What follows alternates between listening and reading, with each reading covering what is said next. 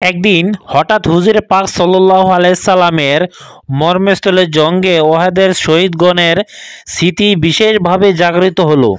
তাদের মর্মস্তিকভাবে শাহাদাত বরণ বিরচিত আত্মত্যাগের ঘটনাসমূহ নতুন করে তার মনের মাঝে উদিত হলো।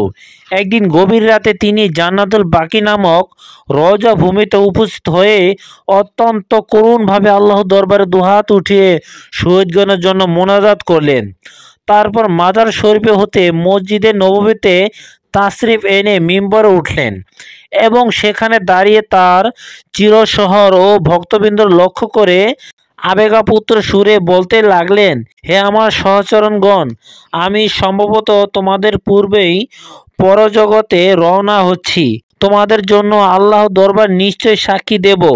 আল্লাহর কসম, আমি এখান হতে আওজে কাউসার অবলোকন করতেছি। আমার অবর্তমানে তোমরা পুনরায় আল্লাহর সাথে শরিক করবে। এখন আর সে আশঙ্কা আমার নেই, তবে ভয় হইতেছে দুনিয়ায় মায়ায় তোমরা হানাহানি রক্তারক্তি শুরু করে দিবে। এরূপ করলে তোমরাও সে পূর্বপুরুষ হতভাগ্য জাতিগুলোর মতো ধ্বংস হয়ে যাবে। তিনি আরো বলেন, ধন্যবাদ তোমাদেরকে, আল্লাহ তার নিয়ামত সমূহ দান করেছেন, মান মর্যাদা বৃদ্ধি করে দিয়েছেন। সুখ শান্তি ও নিরাপত্তা দ্বারা সুখী ও ধার্মিক হও। আল্লাহ পাকই তোমাদের রক্ষাকর্তা এবং খাদ্যদাতা।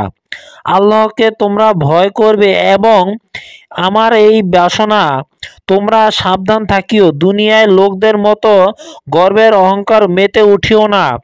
আল্লাহ আদেশ রক্ষা করে চলিও।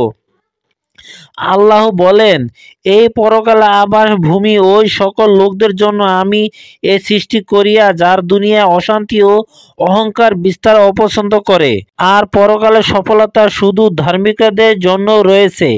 পুনরায় হুজুর পাক সাল্লাল্লাহু আলাইহি সাল্লাম বলেন, আল্লাহ বলেন, অহংকারীদের ব্যবসার দুযোগের মধ্যে হে আমার অনুসারীগণ ভক্তগণ, শান্তি নসিব হোক ওই সকল লোকদের যারা ইসলামের মাধ্যমে আমার অনুসরণ করতেছে।